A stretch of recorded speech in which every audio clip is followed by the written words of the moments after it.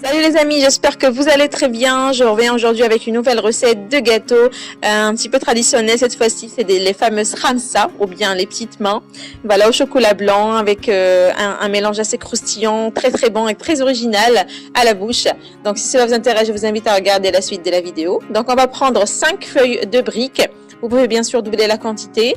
Donc 5 feuilles de briques qu'on va venir émietter et les mettre sur une plaque allant au four. Donc on va les mettre dans un four très très chaud au maximum pendant 5 minutes environ jusqu'à ce qu'elles soient bien dorées.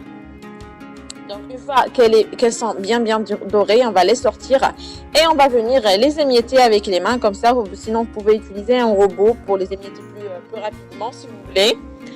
Donc on va bien les émietter.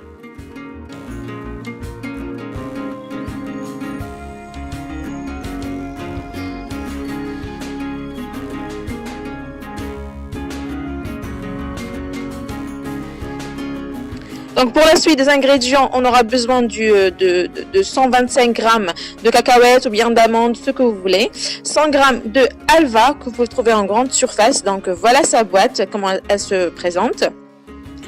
Et une tablette de chocolat blanc, choisissez de la bonne qualité, et du caramel. Donc on va faire fondre notre chocolat blanc avec une cuillère à soupe d'huile au bain-marie. Et on va venir mettre tous les ingrédients dans un bol. Donc les feuilles de briques qu'on a émiettées, la halva,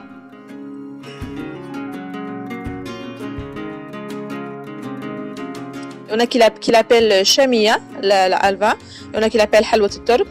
Donc on va venir tout mélanger avec les mains et on prend ensuite le chocolat blanc qu'on a fait fondre et on va ajouter petit à petit pour ramasser la pâte. Donc la pâte ne doit pas être très homogène et très ramassée, hein.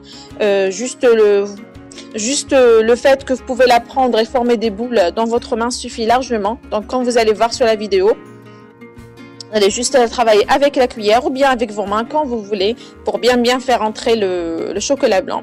Donc une fois que vous pouvez la prendre dans la main, vous arrêtez. Ensuite, on va prendre un moule en plastique où il y a les petites ramsels, les petites mains. On va les remplir avec du chocolat blanc afin d'avoir la surface de notre gâteau.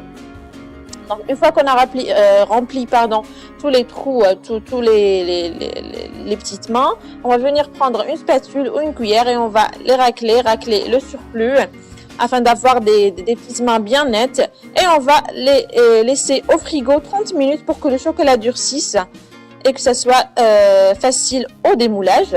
Ensuite, pour le bas de notre gâteau, on va prendre toujours le même moule.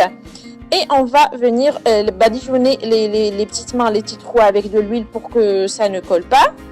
On prend ensuite notre préparation et on va venir les remplir tous les petites mains, tous les khamsas comme vous voyez, en bien tapotant avec les doigts pour que la préparation prenne bien la forme de la main.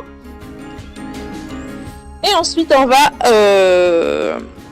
on va prendre notre moule et on va le réserver au frigo pendant 30 minutes minimum. Comme ça, ça sera très facile au démoulage. Comme vous voyez, ça se démoule très facilement, c'est très facile. Donc vous pouvez utiliser n'importe quel moule pour cette recette, ce que vous voulez.